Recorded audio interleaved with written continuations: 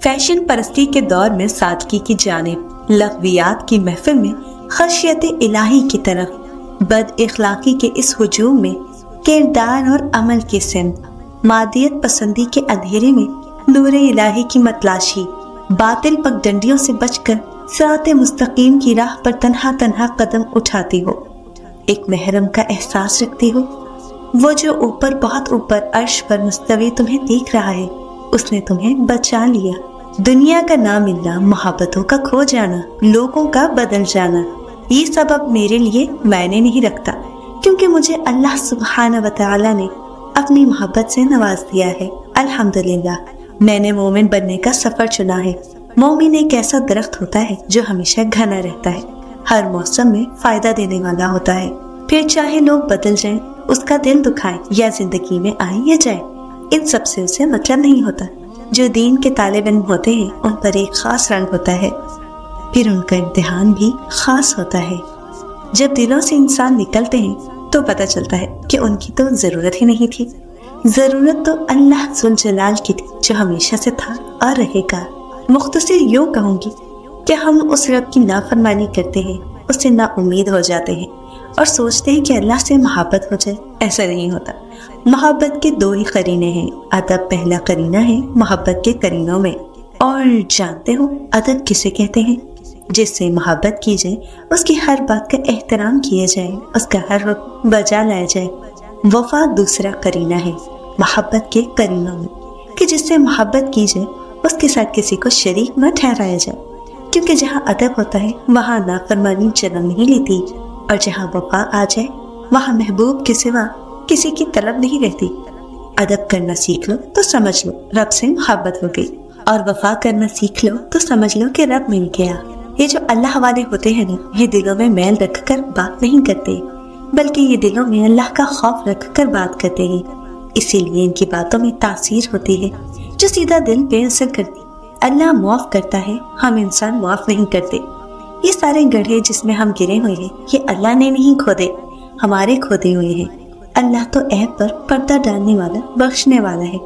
उसकी सबसे बड़ी सिफत ही बंदे से उसकी मोहब्बत है। अल्लाह तो सबका है। ऐन जब उसके आगे सजदा रेज़ होते हैं तो ऐसा लगता है कि जैसे अल्लाह सिर्फ मेरा है, सिर्फ मुझे वो देख रहा है, सिर्फ मुझे वो सुन रहा है, सिर्फ मैं मेरा अल्लाह है। और ऐसा तब होता है, लोग कहते हैं होता वही है जो नसीब में लिखा हो, और अल्लाह फरमाता है कुरान में, तुम मुझे पुकार कर देखो, मैं नसीब बदलने पर कादिर हूँ। पता है ये कैसे पता चलता है कि तुम अल्लाह से मोहब्बत करते हो?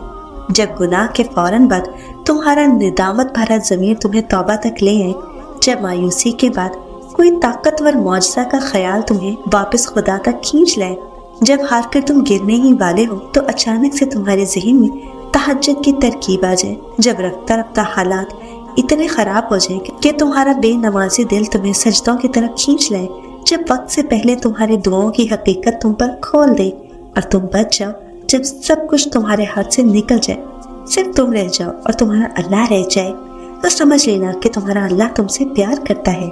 हर वो चीज़, हर वो इंसान जो तुम्हें घुमा फिरा कर वापस अल्लाह के पास ले आए, वो अल्लाह की मोहब्बत है। फिर भले ही वो चीज़ तुम्हें मिले या ना मिले, किसी का मिल जाना भी अल्लाह की मोहब्बत है, और किसी का खो जाना भी। आजमाइश भी नेमत है और आसानियाँ भी।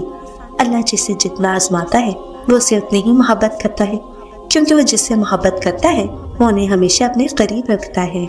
अल्लाह फरमाता है, सबको छोड़कर अंधा एतबार कर लो मुझ पर, यकीन करो मैं अपने वादों का बड़ा ही सच्चा हूँ। तुम लाजमन तन्हा छोड़ी जाओगी इस सफर में। किसने कह दिया कि तुम्हें समझा जाएगा, बल्कि तुम्हें तो मुकम्मल छोड़ा जाएगा। बस सब्र करना और याद रखना, बेशक मैं नजदीक हूँ। अल्लाह के अलावा कोई हमारी तकलीफ दर्द नहीं समझ सकता। लोग हमारा रोना एक हद तक बर्दाश्त करते हैं और फिर तंग आ जाते हैं। लोग हमें सिर्फ नॉर्मल देखना चाहते हैं। अल्लाह के सिवा कोई नहीं समझ सकता कि हम क्या महसूस कर रहे हैं, क्या गुजर रही है। अल्लाह के सिवा किसी के सामने अपने दुख गम बताना दरअसल बेवकूफ़ी है, क्योंकि इस भागती जिंदगी में किसी के पास इतना वक्त ही नहीं कि वो हमारी तकलीफ सुने, उसको महसूस करे। अल्लाह है ना, सब देख रहा है। जो यहाँ तक लेकर आया है उस अल्लाह ने आगे भी सब बेहतर बल्कि बेहतरीन सोचा होगा।